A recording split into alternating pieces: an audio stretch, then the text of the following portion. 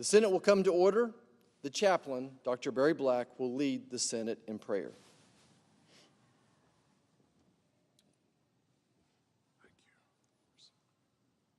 Let us pray.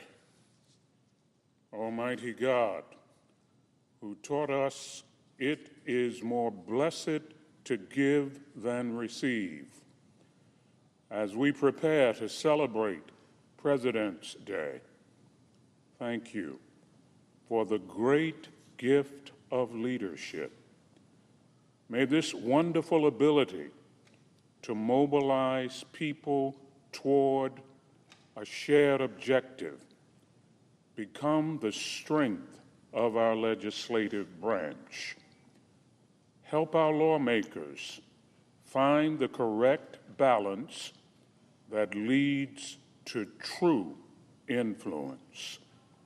Lord, give them the wisdom to prefer listening to speaking and learning to teaching as they seek to make bipartisan progress. Infuse them with the serenity to accept the things they cannot change, the courage to change the things they can, and the wisdom to know the difference. We pray in your wonderful name. Amen. Amen. Please join me in reciting the Pledge of Allegiance to the flag. I pledge allegiance to the flag of the United States of America and to the republic for which it stands, one nation, under God, indivisible, with liberty and justice for all.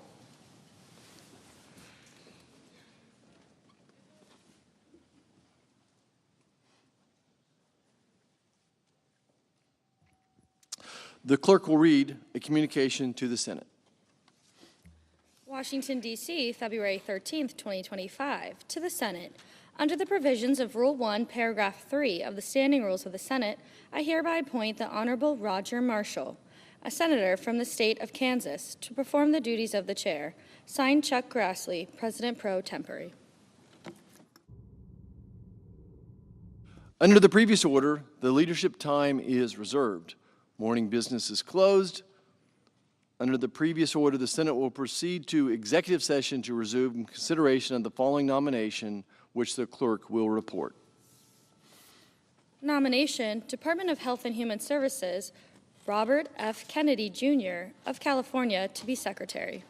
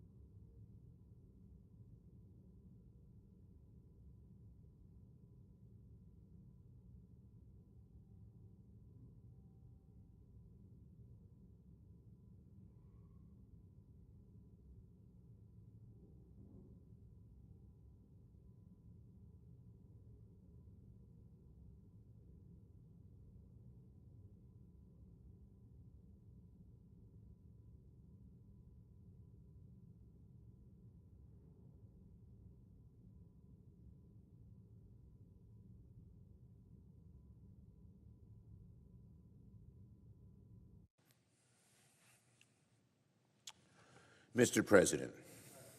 The Democratic leader.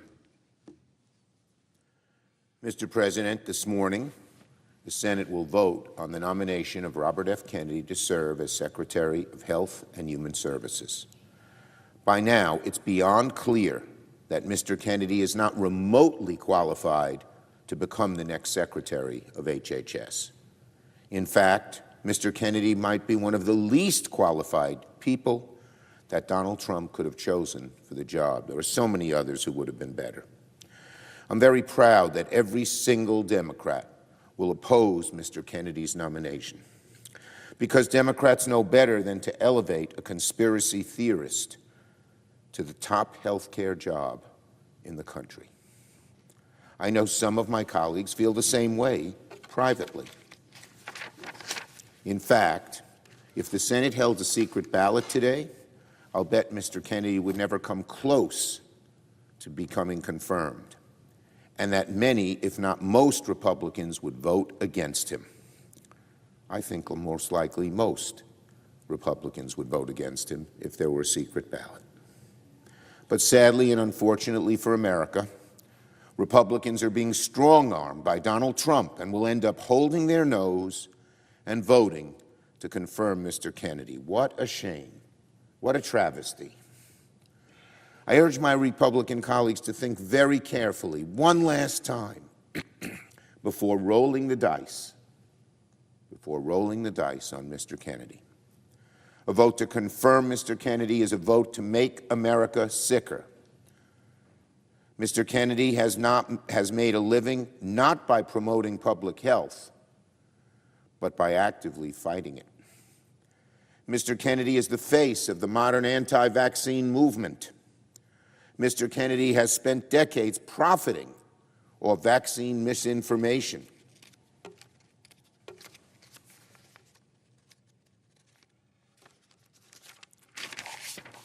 Mr. Kennedy told me to my face that he would, quote, defer to the president on issues as personal, as deeply held, as important as abortion. Well, how do we know that Mr. Kennedy won't just defer to the president, who is far from an expert on health care, on other issues and health care issues as well? It's simple. We don't. But if he can change his view and defer to the president on something as deeply held as abortion, the likelihood is he'll change his view on many other health care issues to the detriment of the American people. One thing he won't change his views on is vaccines, I am sure, because he's held that so deeply.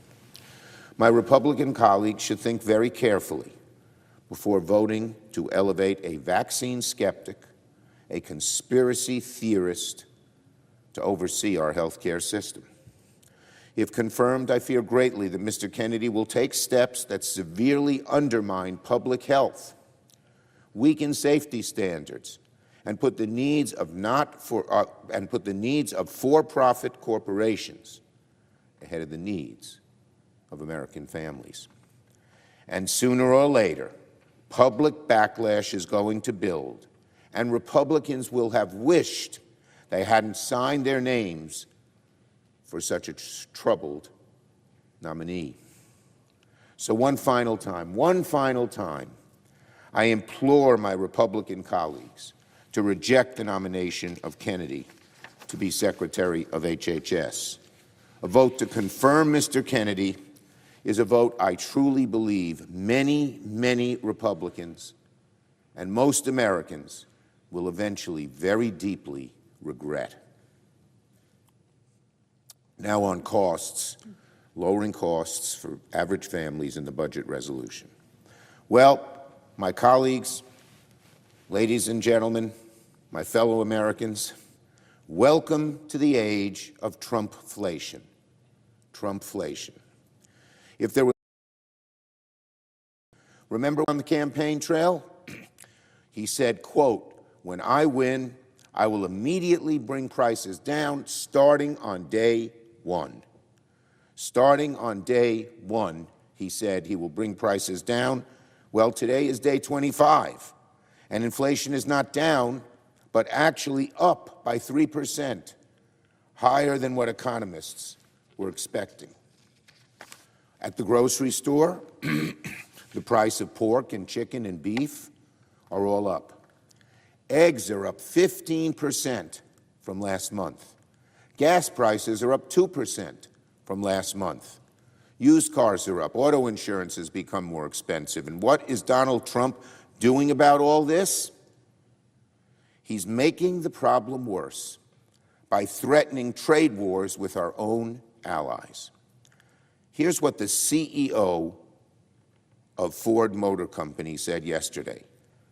The CEO of Ford Motor Company warned yesterday that, quote, a 25% tariff across the Mexico and Canadian borders will blow a hole in the U.S. industry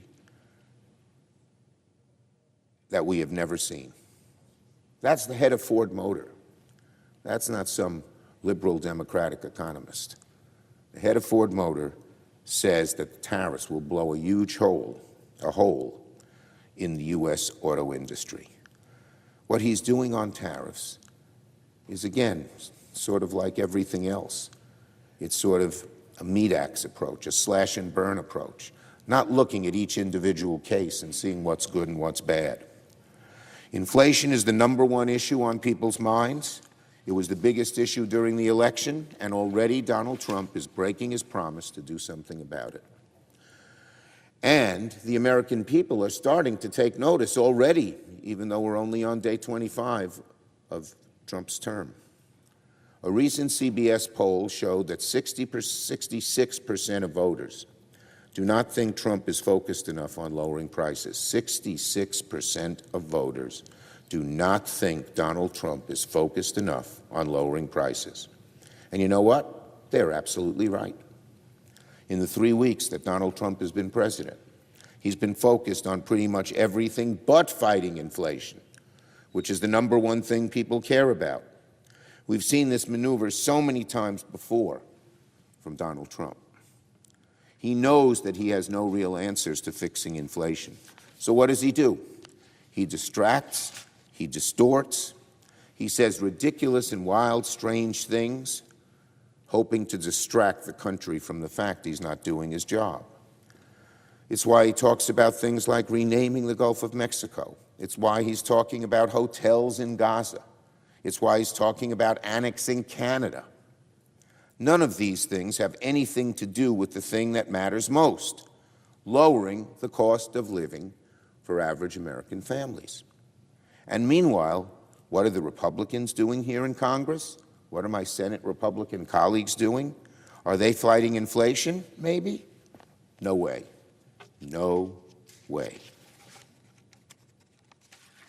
Republicans are full steam ahead with cutting taxes for the ultra-rich, paid for on the backs of working and middle-class families.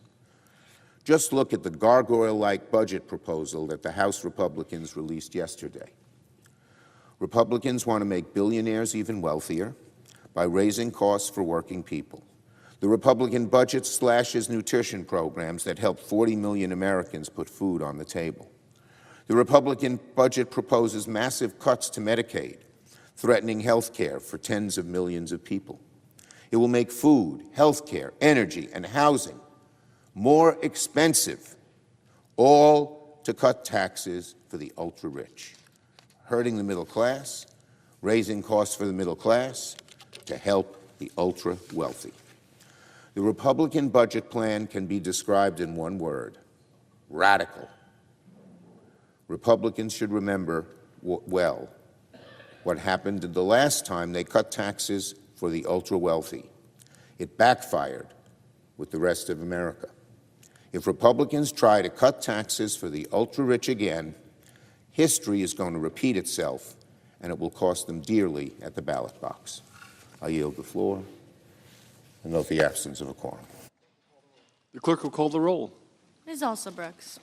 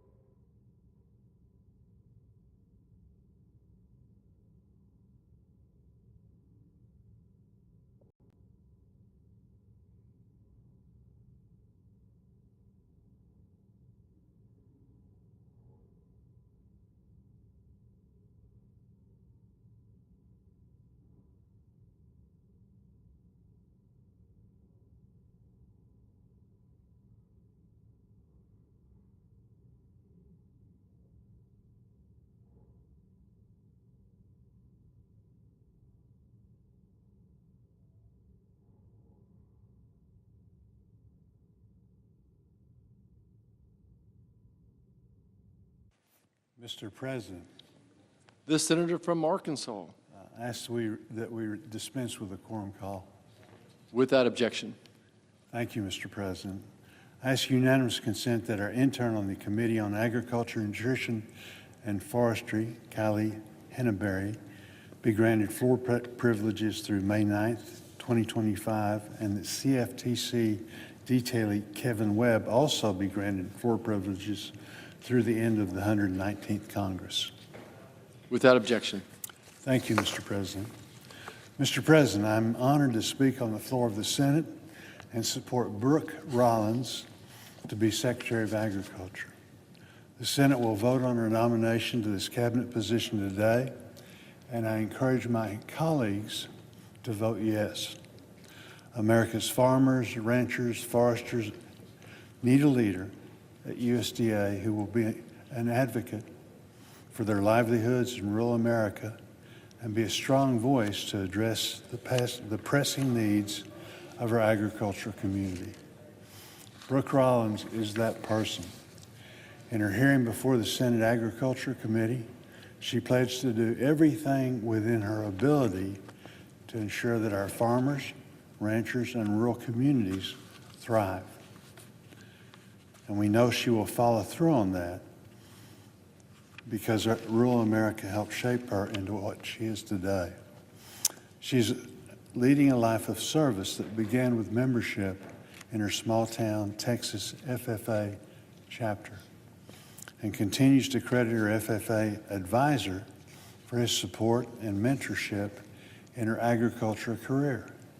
She invited him to attend the nomination hearing before the Senate Agriculture Committee last month, along with the Texas State FFA officer team she served with in high school. Texas Governor Rick Perry knew Brook Rollins had a heart for Texas farmers and invited her to join his policy team where she advocated for agriculture. She continues that passion today.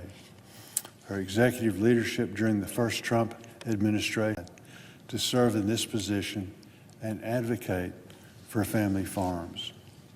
She understands the significant responsibility of this role during one of the most economically challenging times for agriculture producers. Hardworking farmers who grow our food are struggling to operate, let alone make a profit in this current economic climate. High inflation and steep input costs far outpacing depressed market prices have put many farm families on a course towards bankruptcy, with multi-generational operations fighting to continue their family legacy. In December, Congress approved natural disaster and emergency assistance to help producers obtain critical operating loans for this crop year. Ensuring delivery of this aid will be one of her first priorities as Secretary. I'm confident she will pursue policies to help rural American live up to its potential. While we first met during the first Trump administration, I've had the opportunity to get to know her better during her confirmation process, and she has demonstrated her enthusiasm for being a voice for small-town American and agriculture producers. I'm grateful she is willing to take on this big responsibility and willing to be part of the solution to help rural America at this time of unprecedented challenges. As chairman of the Senate Agriculture Committee, I've met with farmers, ranchers, and agricultural stakeholders from all over the country, and they have been sounding the alarm of the dire circumstances they face in producing a safe, affordable, and abundant supply of food. Farmers from my home state of Arkansas shared with the committee last week about the difficult conversations they are forced to have right now about continuing their multi-generational farms and risking their family's future in the industry. Unfortunately, this is a conversation many more farm families across the country will have if we do not act quickly. Congress must deliver an updated 5-year farm bill that modernizes the safety net in order to minimize the liabilities farm families take on when they plant their crops. Food security is national security.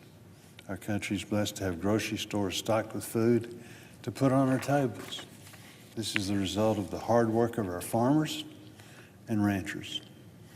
These producers need the tools to be successful and continue to grow the food, fiber, and fuel our nation depends on. I know Brook Rollins shares my commitment to enhancing the policies that help farm families and rural communities thrive.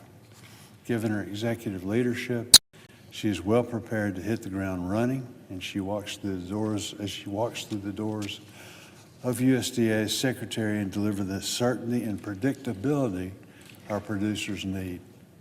I look forward to working with her to strengthen rural America and the men, women, and families who call it home. I also want to thank everyone on both sides of the aisle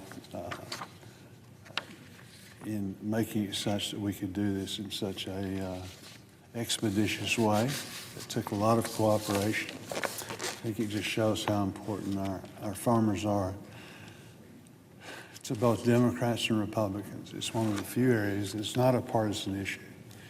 It's all about helping the men and women that work so very hard to provide the food that we need. So with that, I yield back.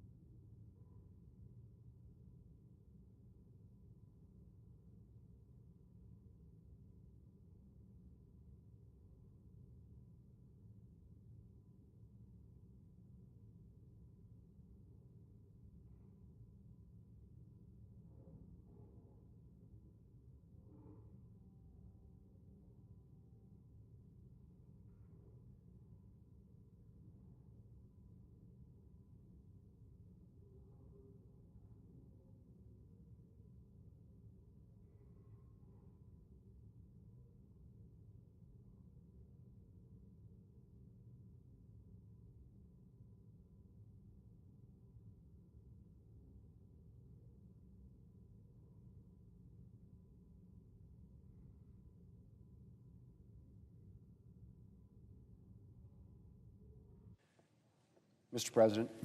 Majority Leader. Mr. President, anybody who knows me well knows that I say this a lot, and that is that agriculture is the lifeblood of South Dakota and the lifeblood of our country. And farmers and ranchers are hard at work every single day to feed America and the world. But what I hear lately from farmers and ranchers is not good. Agricultural producers across the country have faced strong headwinds in recent years. Higher input costs, high interest rates, lower commodity prices, all leading to declining farm income year after year. Natural disasters have struck many of our farm regions, and the bird flu continues to ravage agriculture across the country. Of course, the last few years, the Biden administration was hardly much help. It imposed burdensome regulations like quotas for waters of the United States that threatened to devastate the farm sector. The administration put expanding market access on the back burner while our agricultural trade deficit grew to record levels. And their profligate spending led to inflation that hit farmers and ranchers especially hard in the form of higher input costs. Meanwhile, Democrats here in Congress failed to prioritize a modernized farm bill to support agriculture through these challenges. And we are now more than a year past due for an updated farm bill. Mr. President, American farmers and ranchers deserve better, much better. And I expect things will be different under President Trump. I know that farmers and ranchers will have a friend in Brook Rollins, the President's choice for Secretary of Agriculture. Mrs. Rollins grew up in the small agricultural town of Glen Rose, Texas. She spent summers working for her family on their farm in Minnesota, helping with their corn, potato, and soybean crops. She was a 4-H'er, an FFA state officer, and a barrel racer. And her 4 kids are keeping up the family's way of life showing cattle in Texas. After studying agriculture development at Texas A&M, Mrs. Rollins went to work for then Governor Rick Perry, where she worked on agricultural policy. She then continued her ag work by building up a Texas think tank empowering the voices of farmers, ranchers, and rural communities. Then she served in President Trump's first administration, first leading the Office of American Innovation, and then the Domestic Policy Council. This President, Brook Rollins, is a policy wonk with a farmer's heart. She understands the needs of agriculture producers, and she knows how to deliver results. And she promises to get right to work after she is confirmed on 4 key priorities. First, getting disaster and economic aid out the door and into the hands of farmers. Second, getting the bird flu and other animal disease outbreaks under control. Third, getting the Farm Bill done. And finally, revitalizing the U.S. Department of Agriculture to focus on its core mission and put America and American agriculture first. Mr. President, I'm looking forward to working with Mrs. Rollins on these key priorities. Under this Republican majority, delivering a modernized Farm Bill is a priority. And I'm glad that Mrs. Rollins has pledged to work with Congress on one of the top Farm Bill needs, which is strengthening the farm safety net, which is essential to keeping existing operations going and encouraging the next generation of producers to get started. I was also pleased to hear Mrs. Rollins acknowledge the need to improve management of national forests. The Black Hills National Forest, among others across the country, has seen its timber industry decimated by bad management policies. So I look forward to working with USDA under Secretary Rollins to provide relief from the dire situation in western South Dakota. And I'm encouraged as well that she will prioritize getting disaster and economic assistance out the door. Last year, many parts of the country suffered from natural disasters, including South Dakota. And as I said, farmers and ranchers who suffered lower commodity prices and declining incomes. In December, Congress passed $31 billion in agricultural disaster and economic assistance. And we need to get that money into the hands of farmers and ranchers working to rebuild. Mr. President, Brook Rollins understands the mission of USDA. She understands the day-to-day needs of America's farmers, and she has the expertise to deliver results. I trust that she will put America's farmers and ranchers first as Secretary of Agriculture, and I look forward to working with her in this role. Mr. President, later today I will introduce a bill to repeal the death tax. As I mentioned, as a resident of a rural state filled with family farms and ranches, I have made death tax repeal a priority for a long time. And I was proud to help secure a doubling of the death tax exemption in the 2017 Tax Cuts and Jobs Act. This doubled exemption has provided certainty to a lot of farms and ranches and small businesses over the past 7 years. But the expanded exemption is expiring at the end of this year. And it's my hope that we will not merely extend this exemption, but that we will get rid of this fundamentally flawed tax once and for all. Mr. President, the death tax is fundamentally flawed both in theory and in practice. There should be a limit to how many times the government can tax you. The money you leave at your death has already been taxed by the government at least once, which makes the death tax double taxation. And the government isn't even profiting all that much from this double taxation. That's right, the death tax accounts for a teeny tiny fraction of government revenue. In fact, there's reason to believe that the government would collect more in taxes if it got rid of the death tax entirely, due to the economic growth and job creation that would stem from its elimination. So how is there any support left for this burdensome tax? Well, Mr. President, that's a good question. For some, of course, heavy taxation is axiomatic. Do well, their thinking runs, and the government should come after you. Some think that you shouldn't be able to pass the results of hard work down to your children upon your death. Well, Mr. President, death tax proponents tend to talk as if the death tax only affects the extremely wealthy. But nothing, of course, could be further from the truth. The death tax can sweep up those who have very little in the bank, notably family farms and ranches and family businesses. How? Well, farming and ranching is often a cash-poor business. A farmer might have substantial-looking assets on paper, but the vast majority of that is land and farming equipment. Only a small fraction of it is money in the bank. On top of that, farmland can often be valued at a level that is inconsistent with its agricultural productivity value. A farmer might have land with a substantial value on paper, but the crop yield on that land could be worth far, far less. So what happens when a farmer or rancher dies and his estate is subject to the tax? There's a very good chance that his liquid assets, in other words, the cash that he has available in the bank, won't come close to covering the tax bill from the federal government. And the only alternative for his heirs may be to start selling off land or farm equipment to pay the tax. In some cases, they will be able to keep the farm, just a smaller version of it. In others, they may have to sell off the family farm entirely. The case is similar with family-owned businesses. The owner might appear to have substantial-looking assets on paper, but only a small fraction of that may be money in the bank. The vast majority may be tied up in the business. And once again, when the federal government comes around demanding a huge portion of this individual's taxable estate, there may not be anywhere close to enough money in the bank to pay the tax. To pay the federal government, the owner's descendants will have to sell off part or all of the family business. Now, Mr. President, family farms and ranches are the lifeblood of rural communities in South Dakota. They're a source of jobs. They provide support for local businesses. They help build up local schools and local infrastructure. Losing a local farm can hit rural communities very, very hard, especially when that farm or ranch is bought up by an out-of-state business with few ties to the community and limited interest in building it up. And Mr. President, it's not just those who actually get hit by the estate tax who suffer.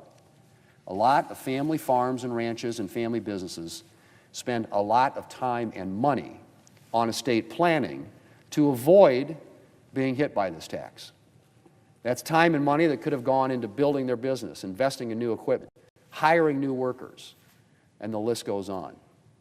Some set aside capital to prepare for the death tax, capital that, again, could go into building up the farm or ranch or hiring new workers for the family business.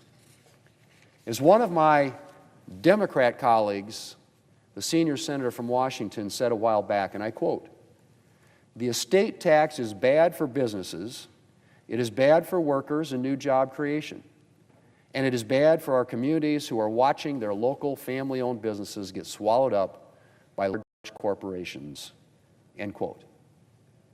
Well, Mr. President, as I said, we protected a lot more family farms and family businesses by doubling the death tax exemption in the Tax Cuts and Jobs Act back in 2017. But we didn't protect them all. And those we did protect will lose those protections at the end of this year. It is time to end this punishing and burdensome tax once and for all. I want to thank my Republican colleagues who have joined me in sponsoring this legislation. And Mr. President, I hope that 2025 will be the year that we permanently bid farewell to the death tax. Mr. President, I yield the floor, and I suggest the absence of a quorum. Clerk will call the roll. Ms. Also Brooks.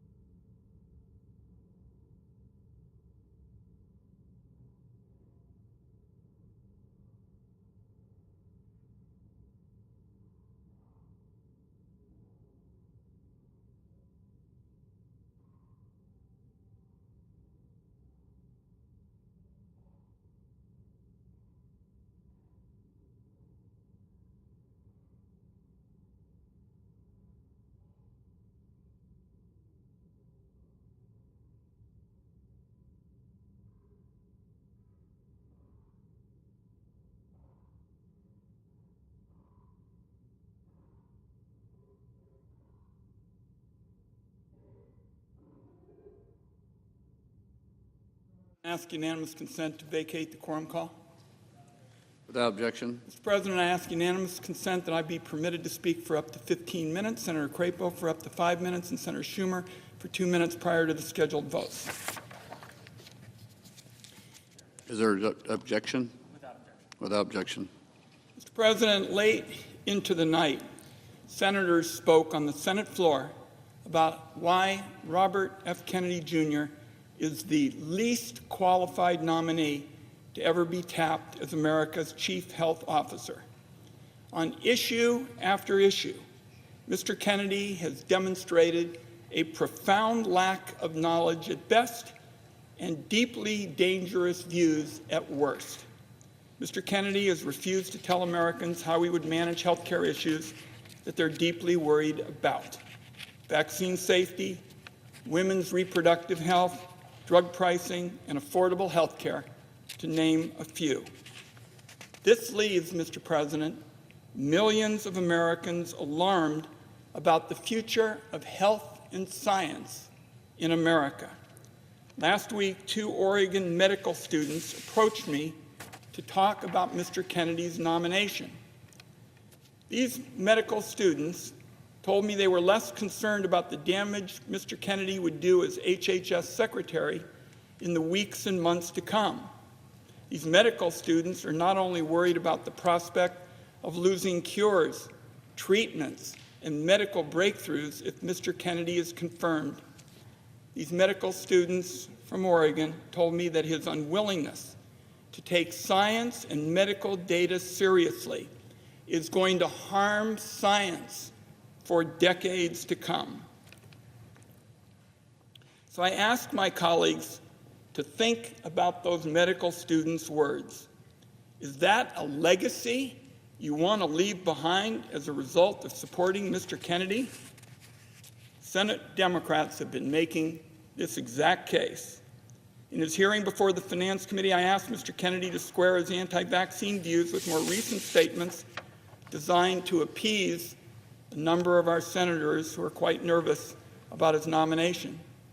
In his testimony, he used the fact that his own children were vaccinated to prove he was not anti-vaccine. But the record shows that just a few years ago, he said he would, quote, do anything and pay anything to go back in time in order to prevent them from getting those vaccines. Elsewhere in his testimony, Mr. Kennedy stated he was not anti-vaccine, but rather pro-safety. But about 18 months ago, he said on a podcast, and I quote, "No vaccine is safe and effective." In other words, Mr. President, in the Senate Finance Committee, we brought the evidence, we brought the receipts, and Mr. Kennedy said nothing to actually disavow his prior statements. He stuck by the time-worn tactics of a conspiracy theorist. Always ask for more evidence and never accept the evidence that's placed in front of you. Even some of my colleagues on the other side of the aisle are now deeply disturbed by Mr. Kennedy's refusal to entertain evidence that would require him to change his mind on vaccine safety. Nevertheless, it sure looks like my Republican colleagues have bowed to pressure from Donald Trump and are poised to hand Mr. Kennedy the platform he has been seeking for 2 decades to push fringe views. So before the Senate votes, I'd like to take a moment to talk a little bit about the fights ahead on health care. Republicans in the House are already pressing ahead this morning with their plan to kick millions of Americans off of their health insurance in order to fund more tax cuts for those who are very wealthy. And as HHS Secretary, Mr. Kennedy is going to be a key player in this effort. While senators were on the floor speaking yesterday, the Senate Budget Committee debated a budget resolution that unlocks the legislative tools Republicans need to make good on their go-it-alone plan. At the same time, the House Budget Committee released its own budget resolution that will be debated today. Mr. President, what is clear in both of these blueprints, in their game plan, is that Medicaid cuts are at the top of the list. 81 million Americans rely on health care coverage under Medicaid, and the CHIP program for kids. Those people are folks with disabilities, low-income families, seniors, and of course children. The damage and destruction to American families if Republicans go through with their plans to gut Medicaid cannot be overstated. Take nursing homes, for example. 2 out of 3 nursing home residents are currently being covered for their health care by Medicaid. Imagine you visit your mom in her nursing home in the months after the Republican bill makes steep cuts to Medicaid. Your mom complains there are fewer and fewer staff. She had to wait more than an hour after calling for help to use the bathroom on several occasions. Next time you visit, she tells you some of the new staff don't have time for her. You learn that the facility no longer has the resources to conduct background checks and that they're desperate for workers. A few weeks later, the facility manager pulls you aside to deliver some bad news. Her nursing home can no longer accept patients with Medicaid after steep federal cuts to the program. Unless you can find another facility that accepts Medicaid, you've got to pay the high monthly costs out of your own pocket. Suddenly, and with no warning, you've got impossible options. Either you scramble to find the money to cover a new facility that costs thousands of dollars a month, or you bring your mom home with you. So between holding down a full-time job and raising young kids, suddenly you have to deal with making sure that your mom gets full-time care, and that requires nursing assistance around the clock. Unfortunately, this case I described is something you see in every nook and cranny of America. I know that from my days as co-director of the Gray Panthers. And I know that many of your friends and neighbors with aging parents and grandparents in nursing homes are facing the catastrophe that I've just described. Now, Republicans are going to do somersaults to disguise their cuts to Medicaid, and they're going to describe it in health care lingo that they think plays well with people. For Republicans, every single child, senior, or family struggling to pay the bills that gets denied coverage is a win. And that brings us to Mr. Kennedy.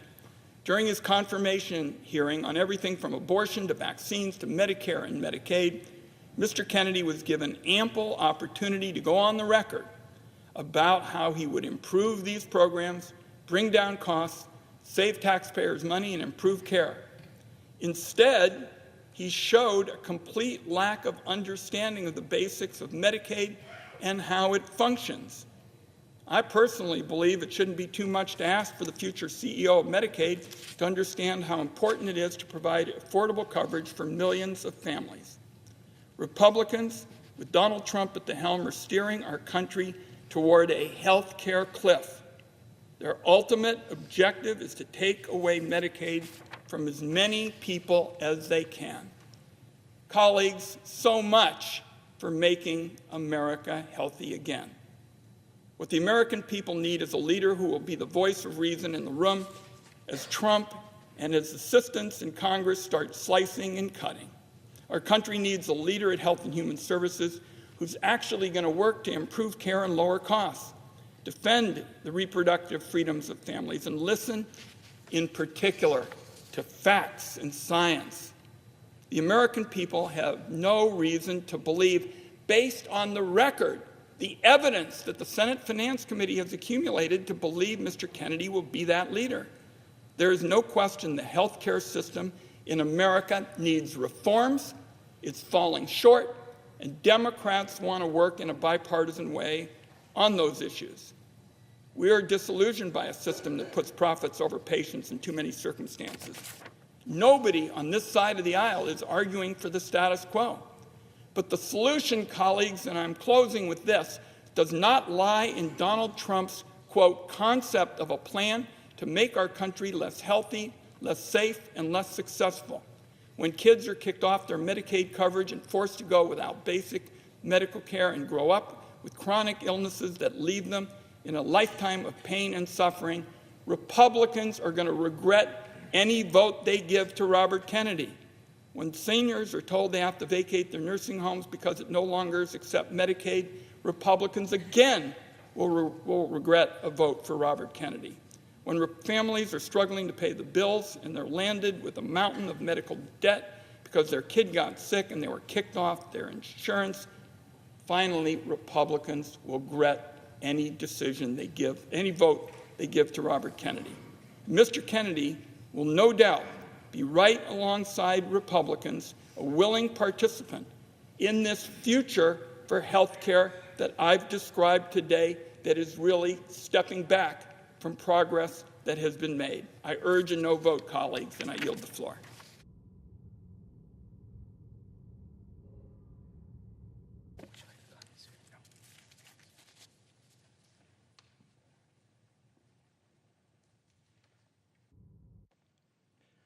Mr. President. Senator from Idaho. Thank you, Mr. President. I rise today in support of Robert F. Kennedy Jr.'s nomination to be Secretary of the U.S. Department of Health and Human Services and to urge my colleagues to vote in favor of his confirmation. Contrary to the attacks that have constantly been made on him, he has made it very clear that he will support safe vaccinations and just wants to see that the research on them is done and done well. When his nomination for the role of Secretary of HHS was announced, Mr. Kennedy stated, "We have a generational opportunity to bring together the greatest minds in science, medicine, industry, and government to put an end to the chronic disease epidemic facing Americans." I agree with him. We've got to get into the business of making America healthy again. Mr. Kennedy's dedication to this commitment has been apparent throughout the nomination process. He will bring a fresh perspective to health care, prioritizing consumer choice, information transparency, and early interventions to strengthen the well-being of all Americans. He has been responsive to a wide variety of questions from members on both sides of the aisle, appearing before 2 committees and answering hundreds of questions for the record, not to mention going through the extensive vetting process of the Finance Committee, which I chair, which is the most extensive vetting process that any candidate in the Senate goes through, for a position in this administration goes through in the Senate. While some of my colleagues continue to question his financial agreements, Mr. Kennedy met and then exceeded the requirements set forth by the Office of Government Ethics. Mr. Kennedy has participated in one of the most extensive processes, as I've said, that our Senate puts a nominee through, and has succeeded in meeting those standards. And I encourage my colleagues to support his nomination. Now, before I close, I want to respond briefly to the comments that we've heard today here on the floor and all day yesterday in a long Budget Committee hearing to set up the first reconciliation legislation to come before the Congress. It was said today that Republicans are going to take Medicaid away from children. They are going to take health care away from seniors. It was said yesterday that we were going to go after pretty much old people, young people, middle-aged people, and every other kind of people, because we are going to destroy the support base that they have here in the federal system. The fact is, this is the politics of fear, the politics of claiming things that are going to happen which are not going to happen. The reality is that yesterday's Budget Committee meeting was not on health care. There was nothing done in the meeting yesterday that would have done any of the things that you've heard on the floor today. What we did do yesterday was to set up a process so we can provide some significant extra spending authority to our government to close the border and deport the violent criminals who have come into our country in the millions in the last few years. We had another provision in it to give significant new resources to our national defense so that we can build back our Department of Defense and the authority of those in our armed services, the ability of those of our armed services members to have the technology and the equipment and be capable of responding to threats to our nation. And finally, we restarted and charged up our use and engagement in producing America's energy in America so that we can get back into the business of being independent and not relying on other nations for our energy policy. Those are the three things that we focused on in the committee yesterday. And by the way, each one of those was a little bit costly, and every one of those was offset so that there was no increase in federal spending. Mr. President, I think we need to argue over facts when we get into these debates. We're going to have a tremendous number of debates. And yes, we will debate on health care at some point. But yesterday, and what we did yesterday, was focused on the border, on national defense, and on reboosting our energy production in America. I encourage a strong yes vote for Robert F. Kennedy to be the next Secretary of the U.S. Department of Health and Human Services. Mr. President, Senator from Oregon. I would ask unanimous consent for 1 minute for an opportunity to respond to my colleague from Idaho.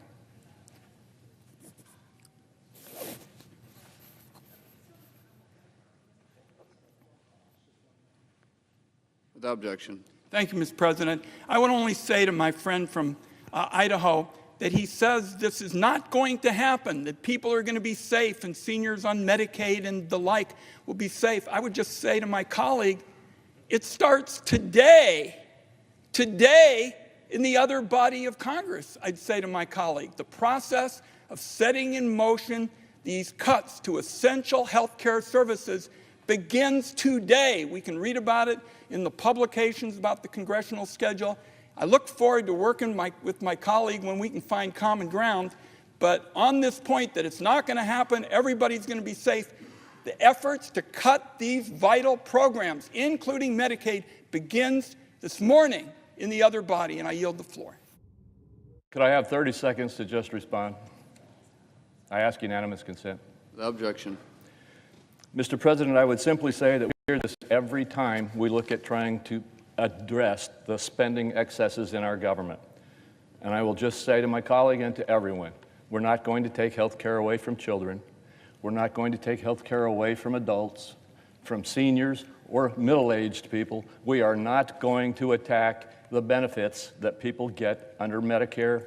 And frankly, we will reform some of the spending, yes, but we will not do all of the terrible things that are being spun up to try to attack this effort to control the excessive spending in our government. Democrat leader. Thank you, Mr. President. Mr. President, the fact that we're here right now, that we're even here right now, voting on this wildly unqualified conspiracy theorist to trust with one of the most life or death jobs, HHS Secretary, charged with protecting the health of every single American, should be an affront to every senator and the millions of Americans that will be impacted by this horrific nomination. My colleagues on the other side of the aisle, I implore you, think one last time about this vote. My colleagues on the Republican side, you know the consequences of what you're doing. My colleagues on the Republican side, you know how dangerous this is. My colleagues on the other side, you know you are not putting your constituents, their health, their families first when you vote yes. To quote my colleague, the junior senator from Texas, just a few years ago, he said, quote, "We need an expert. We need a scientist. We need someone who knows something about health care heading the Health and Human Services Department." Well, which is Robert Kennedy? An expert? A scientist? Or what about the senior senator from Louisiana, the chair of the Health Committee, and a well-respected medical professional himself? A few years ago, here's what he said. Previous HHS secretaries have had a pharmaceutical industry background, have been a state health commissioner, have run health systems, have been governors. Somebody who has had a background in actually administering the programs that HHS administers. I ask my colleagues, which of these qualifications does RFK possess? You know the answer, none of them. The question in front of this body today, the question in front of this body is not simply to confirm RFK to run the nation's health department. The question before us is very simple. Which is more important to you? The health and well-being of your constituents, or blindly obeying orders, knowing full well the dangerous impacts your vote will enable? I plead with you one more time, rethink this issue. This is dangerous, this is wrong, very wrong. I yield the floor. Under the previous order, all post-cloture time is expired. The question occurs on the Kennedy nomination. Is there a sufficient second? There appears to be. Clerk will call the roll. Ms. Also Brooks, Ms. Baldwin, Mr. Banks, Mr. Barrasso, Mr. Bennett, Mrs. Blackburn, Mr. Blumenthal, Ms. Blunt Rochester, Mr. Booker, Mr. Bozeman, Mrs. Britt, Mr. Budd, Ms. Cantwell, Mrs. Capito, Mr. Cassidy, Ms. Collins, Mr. Coons, Mr. Cornyn.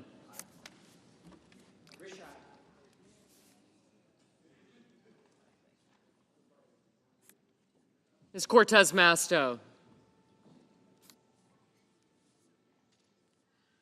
Mr. Cotton, Mr. Kramer, Mr. Crapo,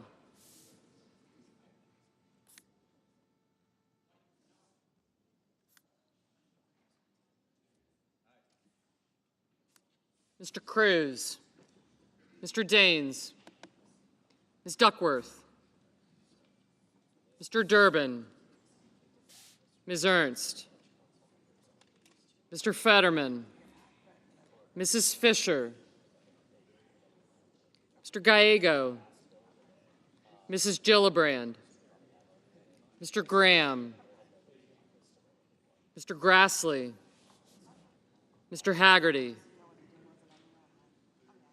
Ms. Hassan, Mr. Hawley, Mr. Heinrich, Mr. Hickenlooper,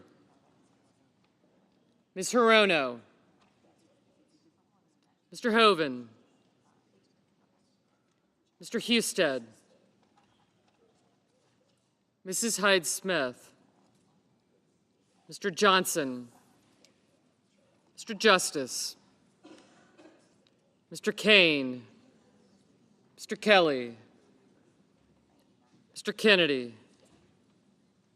Mr. Kim, Mr. King, Ms. Klobuchar, Mr. Langford, Mr. Lee, Mr. Lujan, Ms. Lummis, Mr. Markey,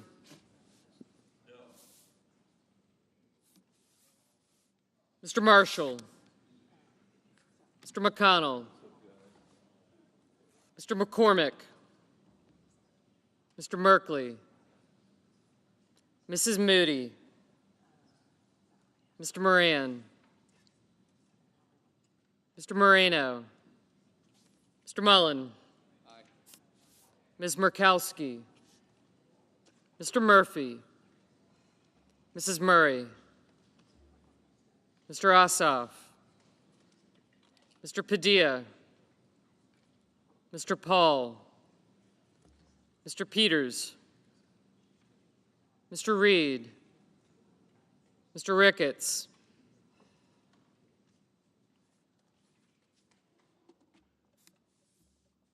Mr. Risch,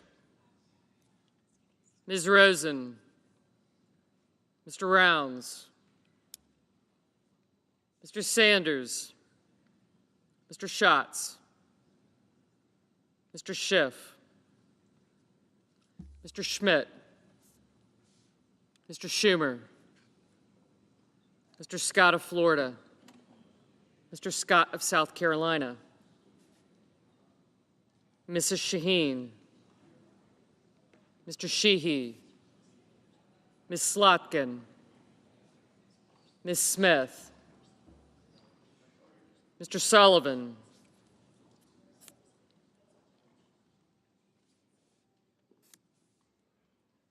Mr. Thune, Mr. Tillis. Thank you. Mr. Tuberville. Mr. Van Hollen. Mr. Warner. Mr. Warnock. Ms. Warren. Mr. Welch. Mr. Whitehouse. Mr. Wicker. Mr. Wyden. Mr. Young.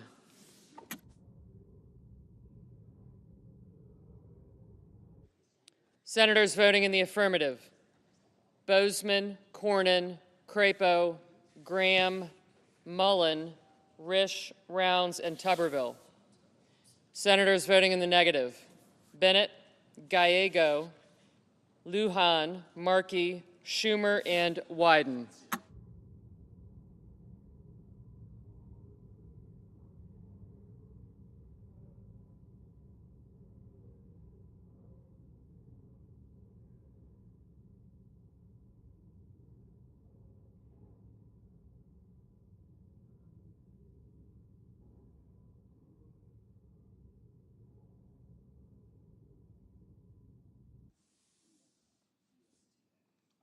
Mr. Wicker, aye.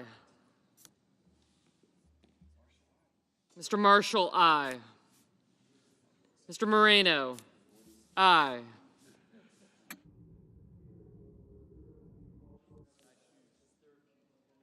Mrs. Britt, aye.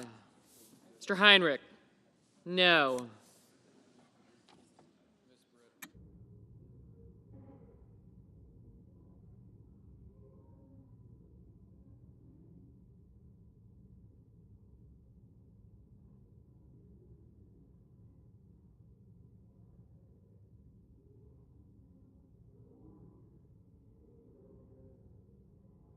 Mr. Justice, aye.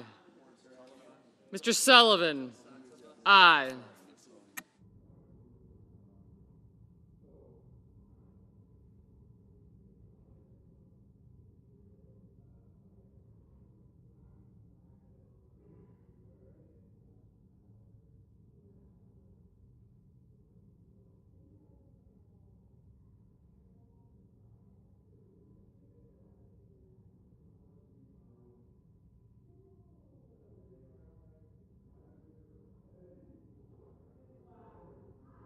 Mrs. Blackburn, aye.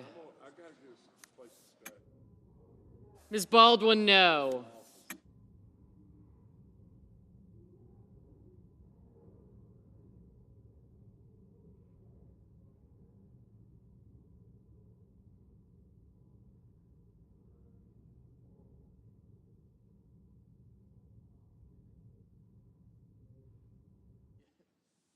Mr. Murphy, no.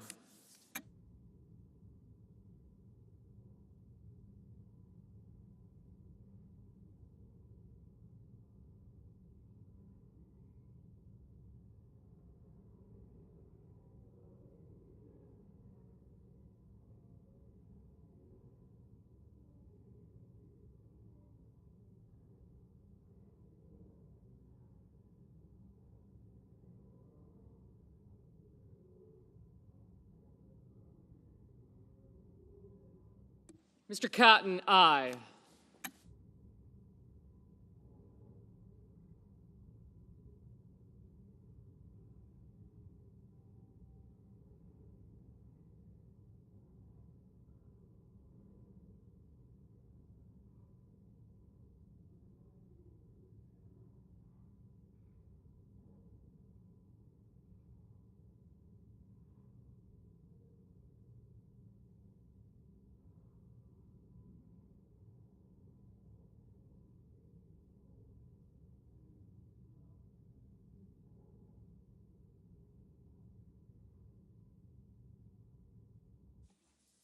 Ms. Also Brooks, no.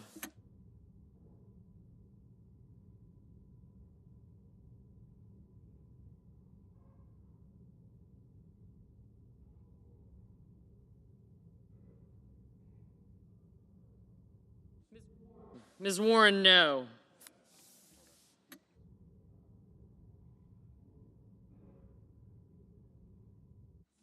Mr. Young, aye.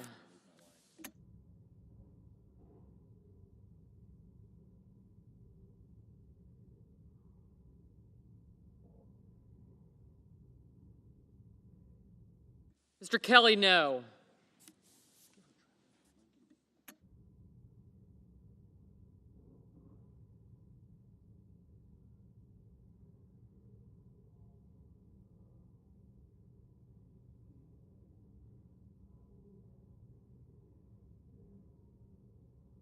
Mr. Johnson, aye. Ms. Ernst, aye.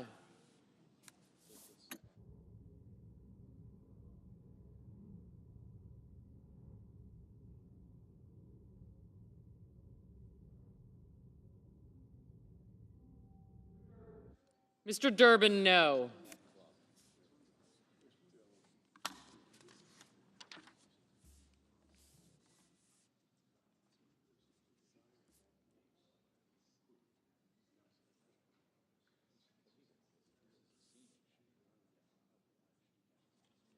Mr. Cassidy, aye.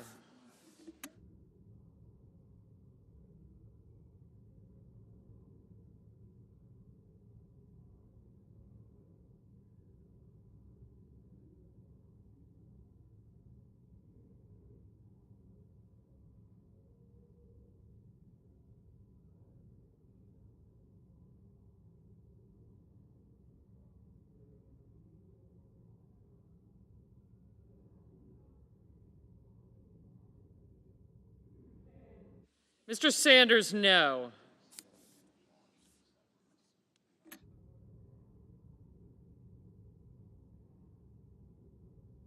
Ms. Hassan, no. Mr. Peters, no. Mr. Barrasso, aye. Mr. Reed, no.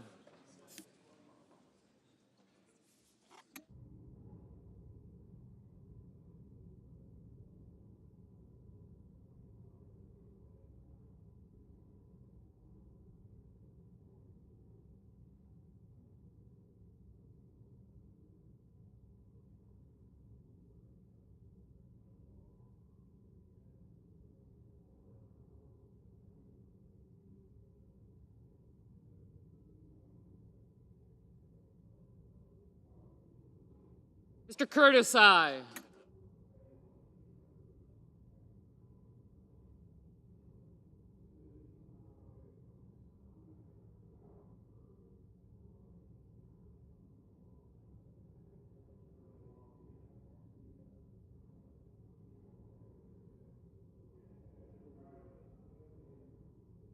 Mr. Ricketts, aye.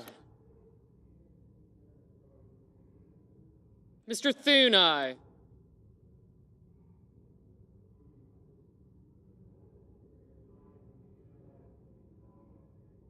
Mr. Ossoff, no.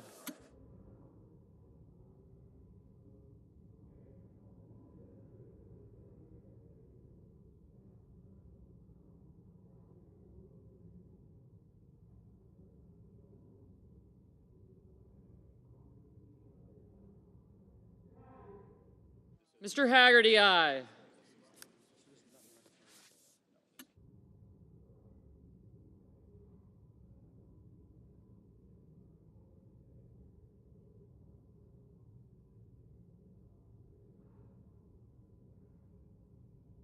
Mr. Van Hollen, no.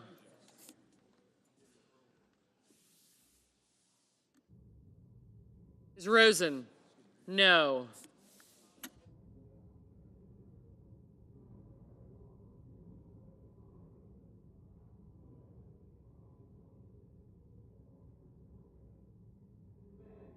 Mr. Banks, aye.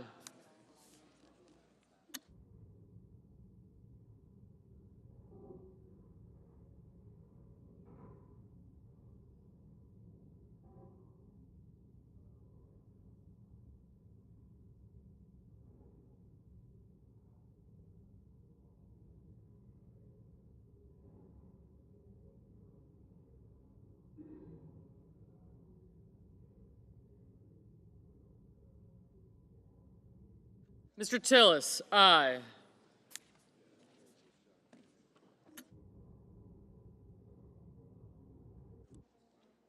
Ms. Duckworth, no.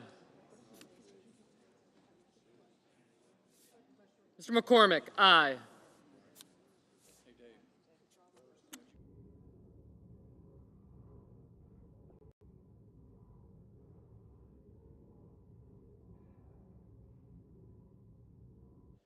Ms. Cortez Masto, no.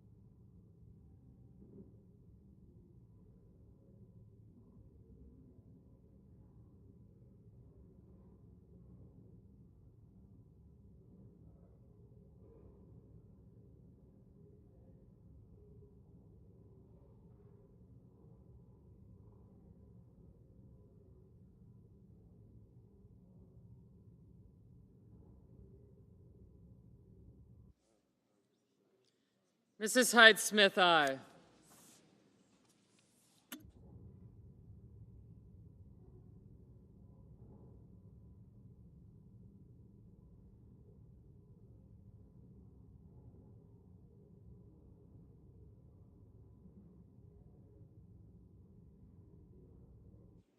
Ms. Blunt Rochester, no.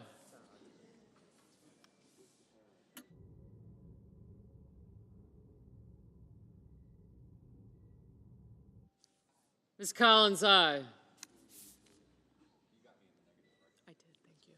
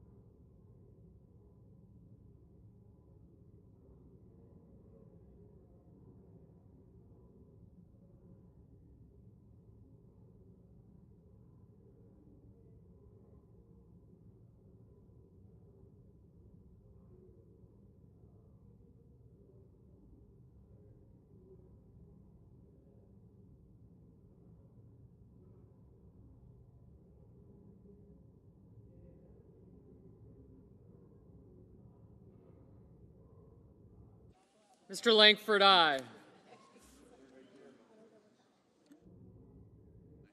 Mr. Sheehy, aye.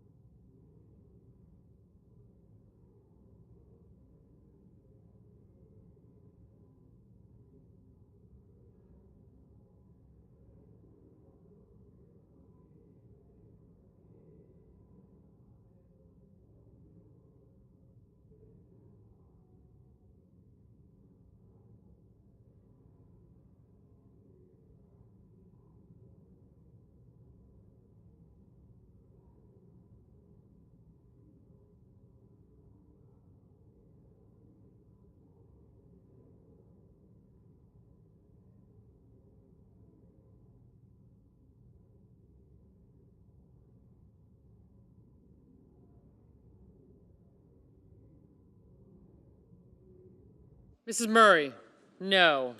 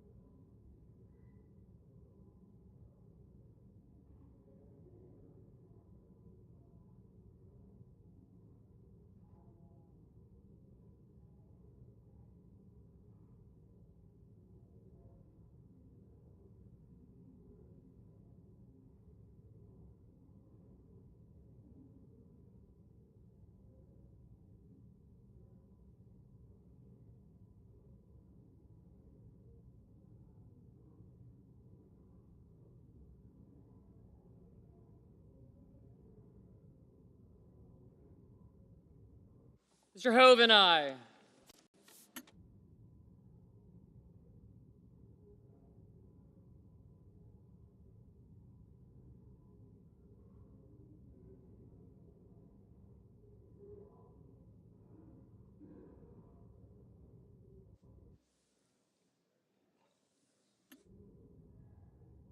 Mr. Scott of South Carolina, aye.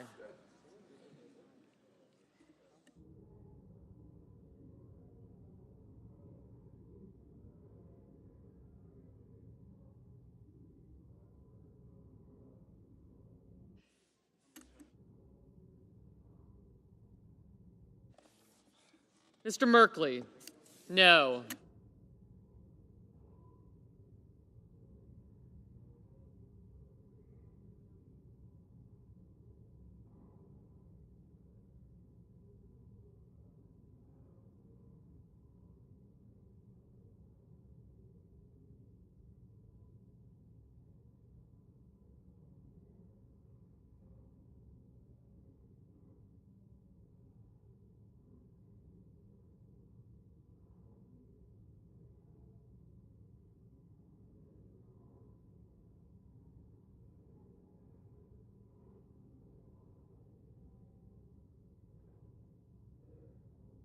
Mr. Budd, aye.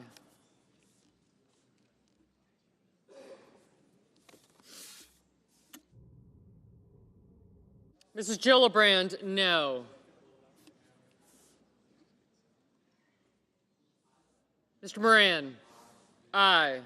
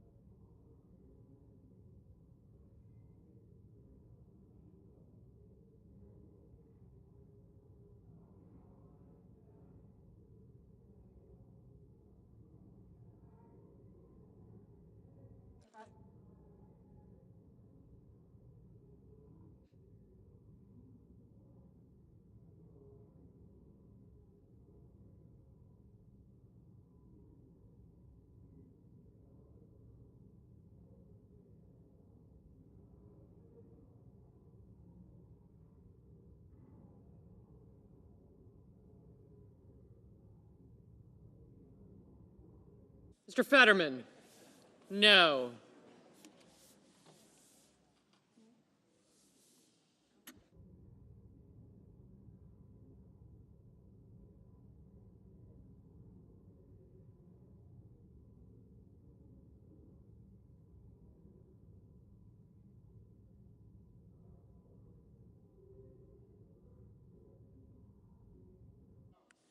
Mr. Schatz?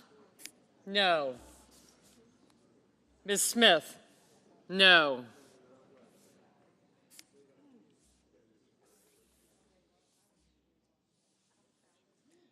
Mr. Husted, aye. Ms. Lemus? Aye.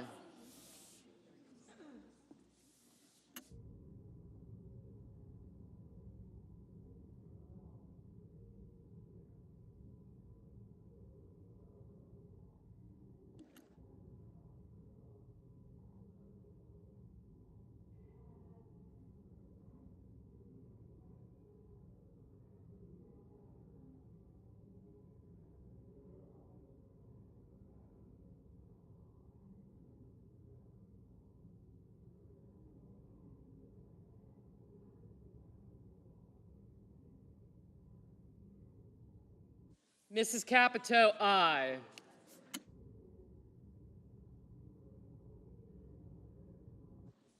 Ms. Cantwell, no.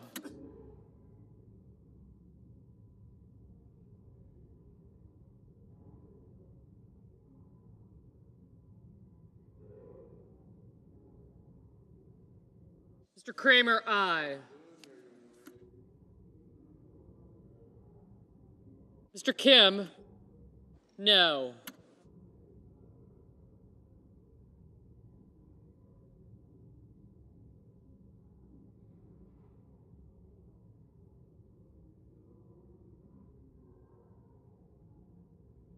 Ms. Murkowski, aye.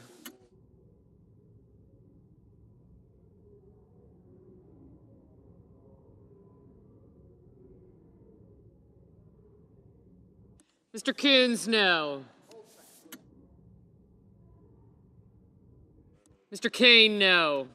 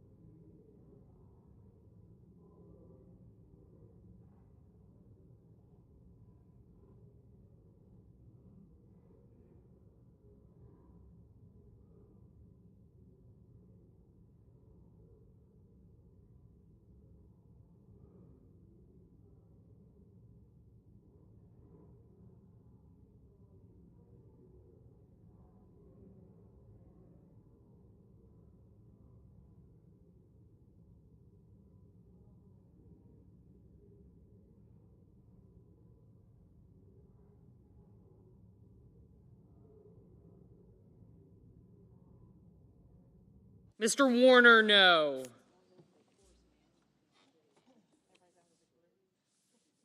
Mr. King, no.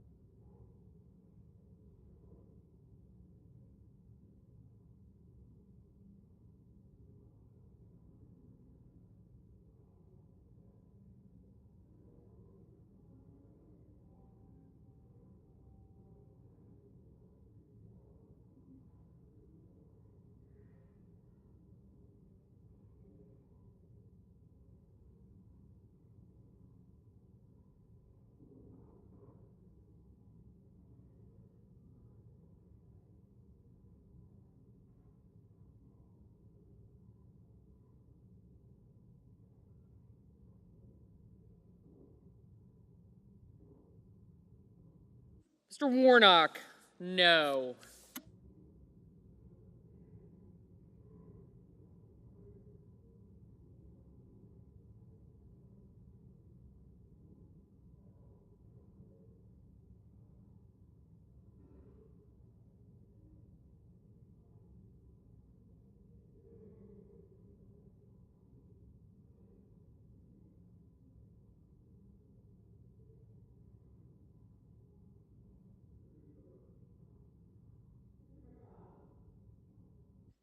Mr. McConnell, no.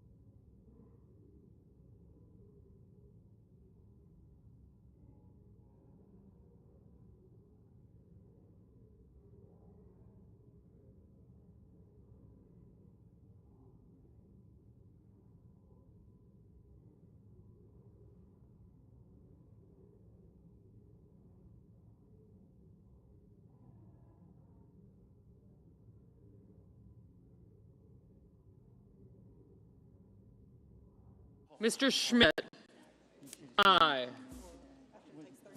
Mr. Cruz, aye. Mr. Lee, aye. Mrs. Moody, aye. Mr. Daines, aye. Mr. Schiff, no. Mr. Booker, no. Mr. Padilla, no. Mr. Blumenthal, no.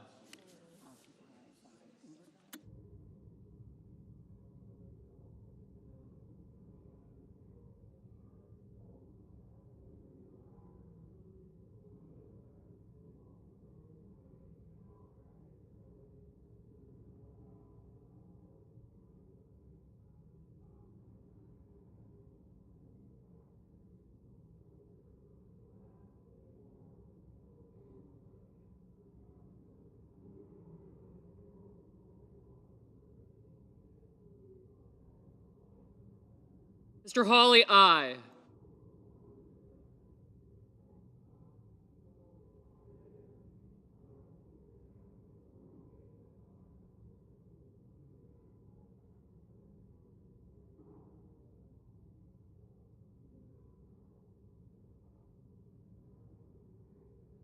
Mr. Kennedy, aye.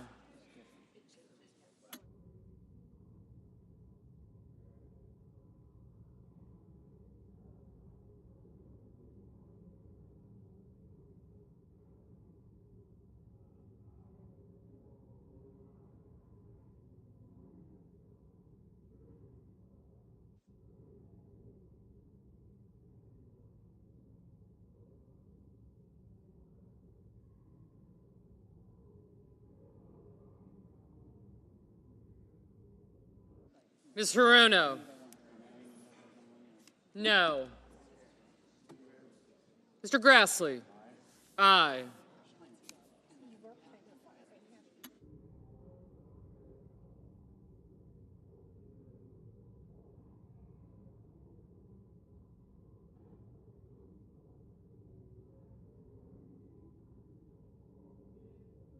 Fisher, aye.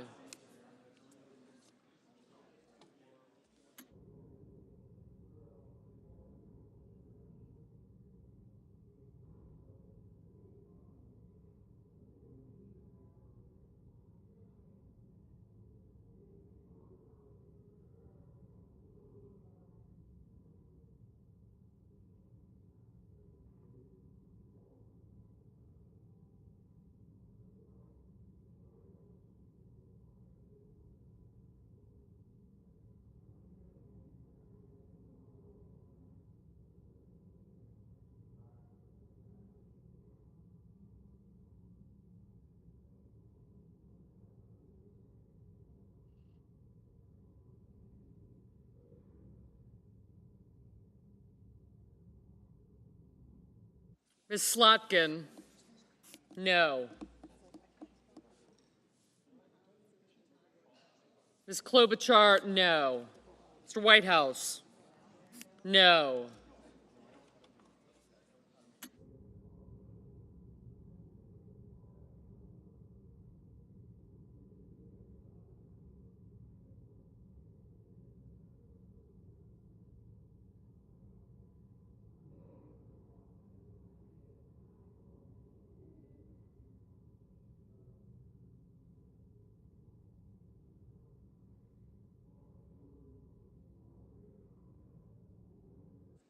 Mr. Hickenlooper, no.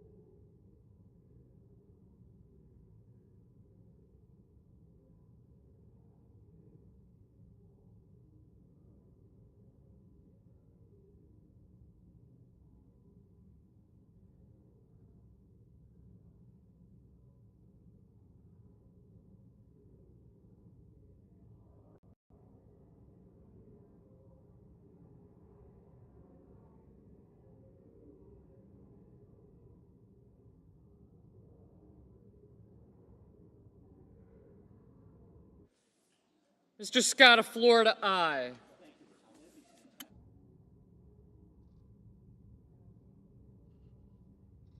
Mr. Welch, no.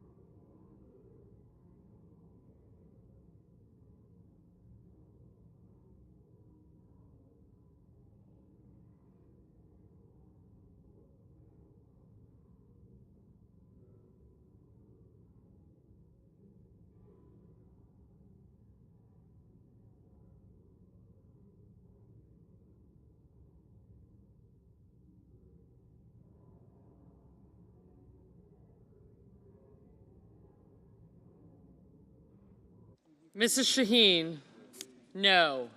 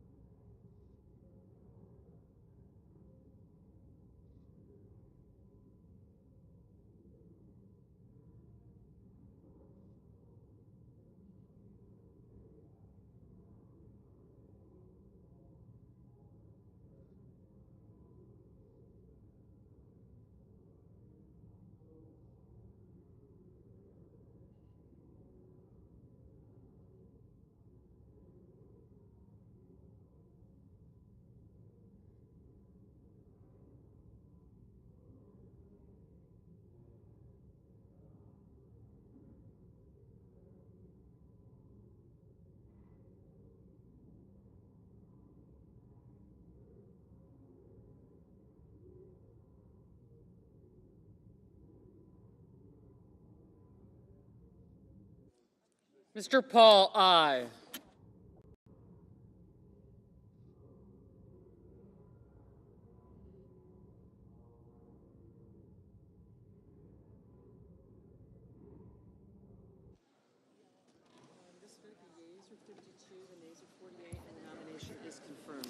On this vote, the yeas are 52, the nays are 48. The confirmation is confirmed.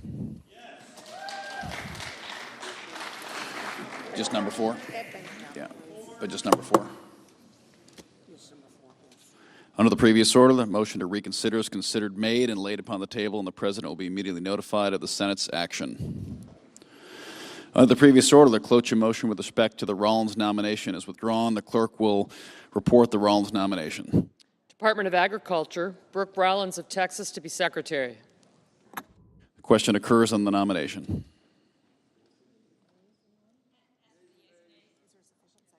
Is there a sufficient second? There appears to be. Clerk will call the roll. Ms. Also Brooks, Ms. Baldwin, Mr. Banks, Mr. Barrasso.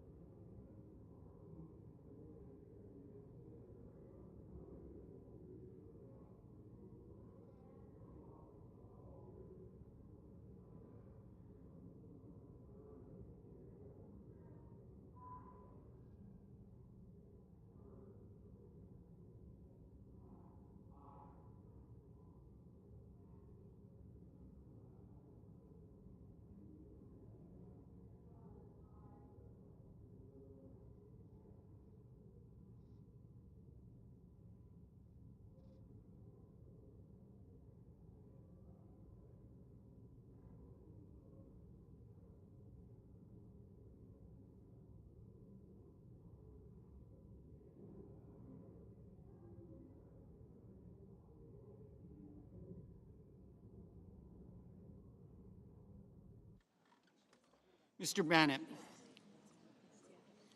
Mrs. Blackburn, Mr. Blumenthal, Ms. Blunt Rochester, Mr. Booker, Mr. Bozeman, Mrs. Britt, Mr. Budd, Ms. Cantwell,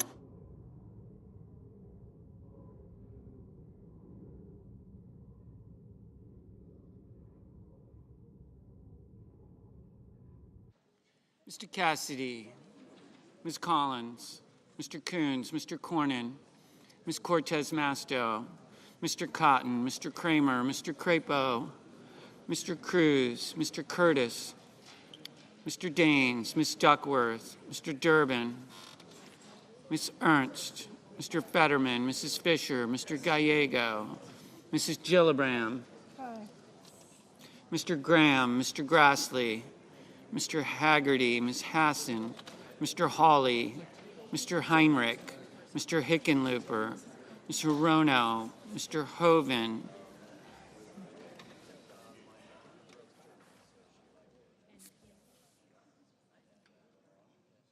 Mr. Husted, Mrs. Hyde-Smith, Mr. Johnson, Mr. Justice, Mr. Kane, Mr. Kelly, Mr. Kennedy, Mr. Kim, Mr. King, Ms. Klobuchar,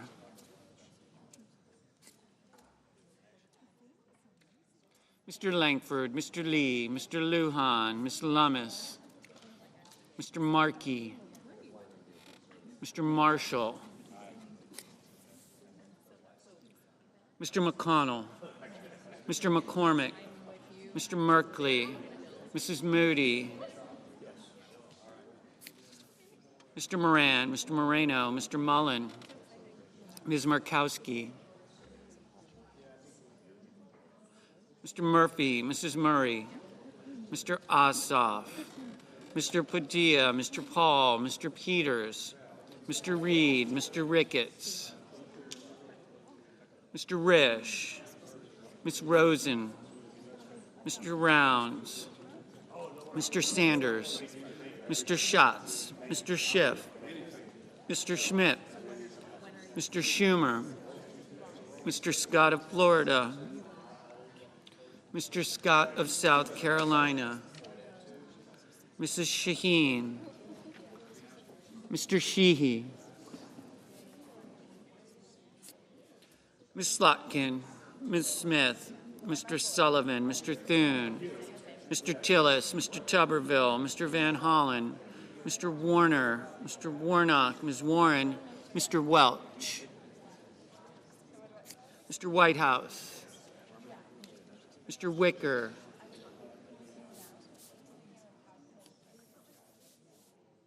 Mr. Wyden, Mr. Young.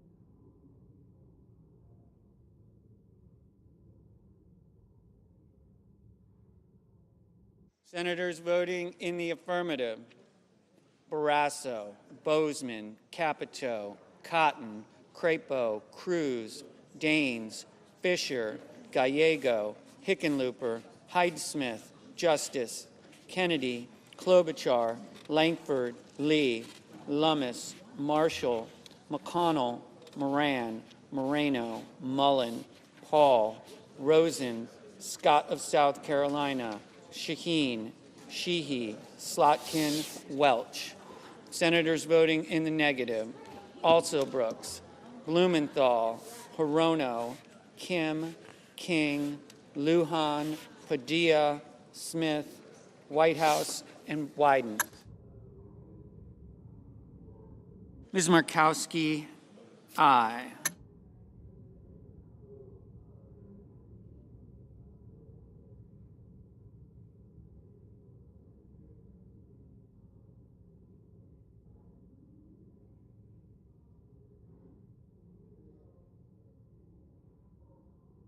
Mr.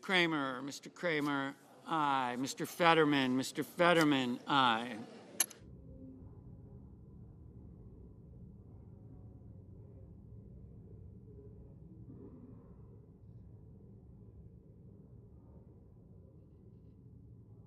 Ms. Collins, aye. Mrs. Gillibrand, no.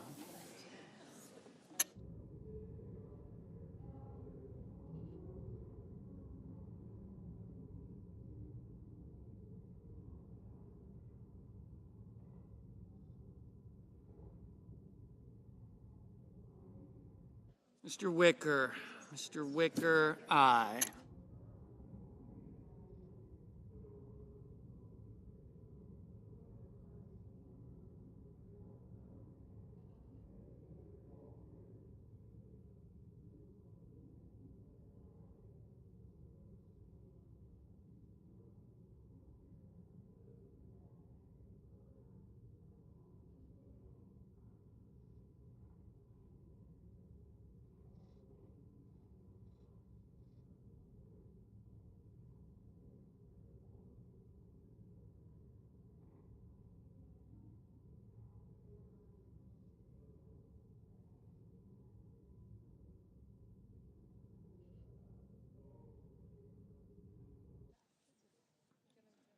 Mr. Schatz, no.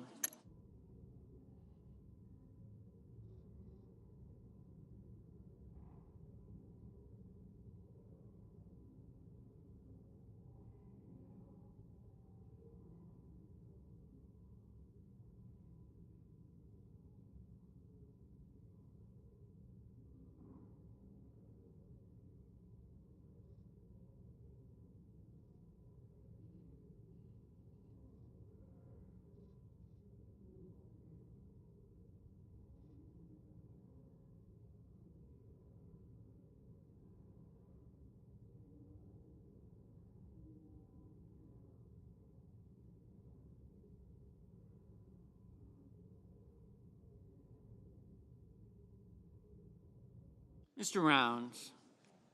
Mr. Rounds, aye.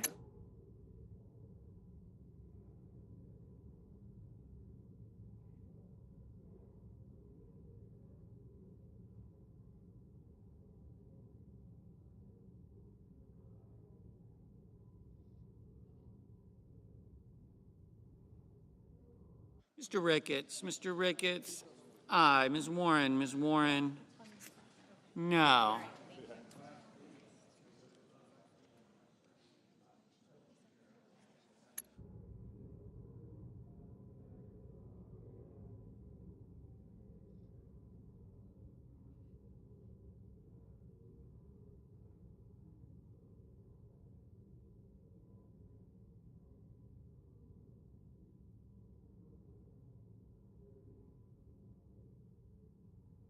Mr. Reed. Mr. Reed, no.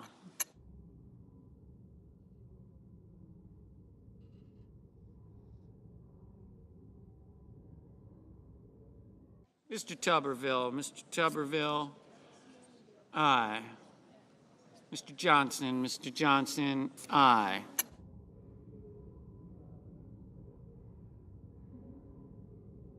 Mr. Hoven. Mr. Hoven, aye.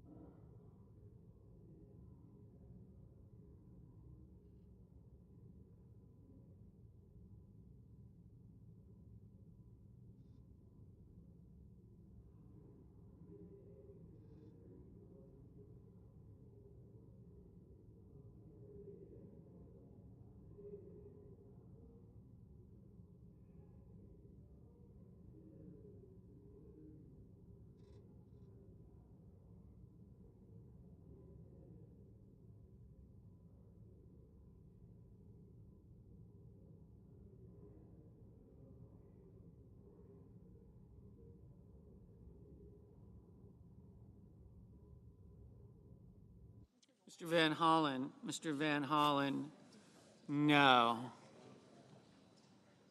Mr. Cornyn. Mr. Cornyn, aye. Mr. Kelly. Mr. Kelly, no.